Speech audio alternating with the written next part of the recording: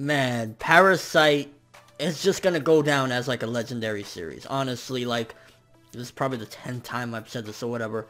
No series has ever done character development in such a manner that it just feels like it comes in increments, realistic, and it just doesn't feel like bullshit. Like, this episode yet again, with Tamura, her character development, and everything around her situation, and what happened with the detective. Parasyte for the win. So about the first half of this episode or so was a death match, and a crazy one at that, with Tamura and the 3 Parasytes. Now, we got a little bit more into how strong Tamura truly is, and it's weird calling her Tamura because I've been calling her Tamiya because, you know, she switched her name or whatever, but yeah, Tamura, she can, like, basically split herself and have, like, 2 different sides, and it kind of made me wonder, like, so is this like a special ability that like all of them have, that they can do that? And one of them was like psychotic, and it was almost as if it was like a death trap, but just she's so intelligent and such a great, you know, I guess adversary in a sense, that she could put it all together in the end. And honestly, depending on what side she falls to, I feel she's going to be a great asset, whether to the humans or to the Parasyte or to her own cause, because I could see her kind of being like, you know what, fuck humans, fuck Parasytes, I'm gonna do me, I'm gonna do what I ultimately feel. And that's what I kind of feel like both in a way, because I love this kid or whatever, which clear display at the end of the day that she's grown some attachment and feelings for that kid. And that kind of showcases as well that the Parasytes have the ability to adapt, not only just by being, because with Migi it's a special case because Migi is with, you know, Shinichi and kind of their fuse, so that's why Migi has been developing that way. We thought previously that that's the only way they can do that, but Tamiya or Tamura, she's in a, basically, you know, the person that she took over is dead. So how is she developing? That's just natural development, and honestly, that is showcasing that, I guess in a way, your surroundings and your environment can have a huge impact. I think that's one of the lessons, like, since she's being around all this, she's being around this kid, been with him, it's giving her this attachment and everything, and I think that's showcasing that the Parasytes can change. It just depends on their circumstances. Like the other ones, the ones that she was fighting or whatever, they were just in this organization, they don't really have that same mentality.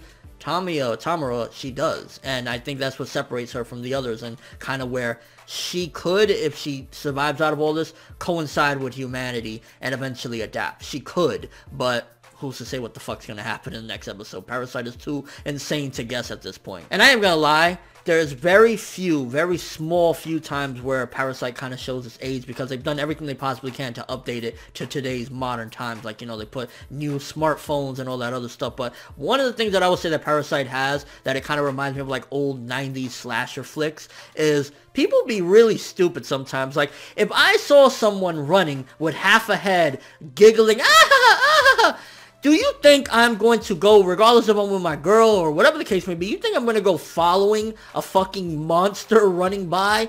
No! And that's where I think that Parasyte has some of that old 90s slasher film, like, you know, in horror films, a lot of these people, especially back in the 90s, they were just dumb as shit. Like, I just heard a big bang, let me go upstairs and check what's going on, you know, or I just saw a goblin come out the toilet, let me go in the bathroom and make sure that's what I saw. Like, that's what I definitely felt as far as with that couple that followed Tamura's other half or whatever. Like, Murano does it from time to time, and now they do it, and it's kind of like, that's one of the few elements I would say that it comes from, like, 90s horror films, where people would just seem completely oblivious to actual reality and what you would do in a situation like grab the gun or the banana, and they go for the banana. And I just really love the deeper message as well with the detective, how at the end of the day, no, I'm human, that's why I was never gonna throw that baby, I just wanted to test you to see what you would do and kind of freak you out a little bit. So what happened with the detective, and I think at the same time he was struggling because he really wanted revenge, but he knew, what is it gonna really do at the end of the day if this monster doesn't have any emotions? Although he kind of maybe thought there might be some in there,